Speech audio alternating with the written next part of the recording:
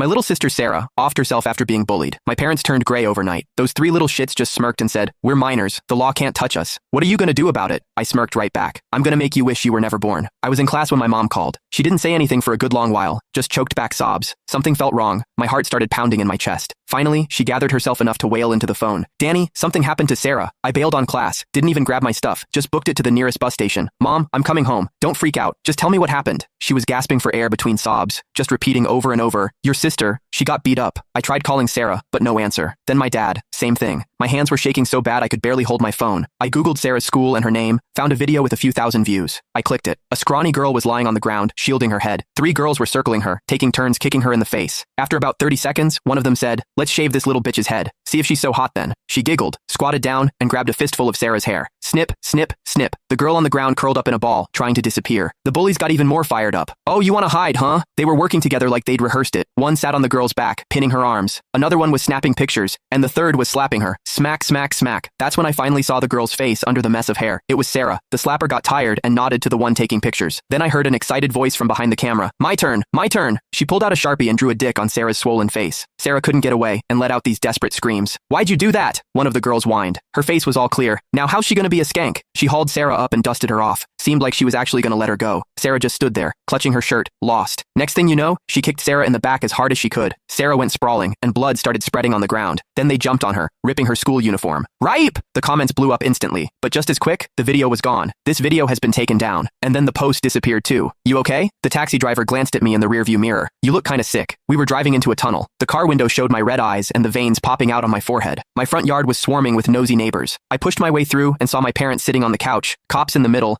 then some guy in a suit, and 3 other middle-aged dudes, probably the principal and their parents. The 3 little shits were in the corner. 2 of them were looking down, but the one in the middle was sitting on our old milk crate, filing her nails. When she saw me, she nudged the others, pointed at me, said something, and they all started laughing. "I'm gonna kill you." I grabbed the nearest thing, a glass vase, and charged, but they grabbed me right away. One of the parents even snatched the vase from me. "Let me go, or I'll kill you all." The shit in the middle hid behind her dad, grinning at me. A cop came over and patted me on the back. "Hey, calm down. We're trying to figure out how to settle things here. Don't make it worse." I shook off the parents' hands. "All right, how are you gonna settle it?" The mood in the room shifted. They all looked at each other, exchanging glances. They were definitely planning some BS. The principal pulled me aside, put an arm around my shoulder. "You're Sarah's brother, right? Look, the school takes this very seriously. We've given Wendy and the others a stern talking to. They promised it won't happen again. Seeing as it's their first offense, we're hoping you'll—" "What are you saying?" I shoved him away. "You want us to just let it go?" Caught off guard, the principal looked a little flustered. "Look, kid, we've already taken down all the social media posts. You know that kind of stuff going around ain't good for Sarah. She's a girl after all." "So?" I laughed, but there was no humor in it. "So should we get on our knees and thank you for your generosity? You took it down for Sarah or for these little monsters? Kid, you gotta look at the bigger picture.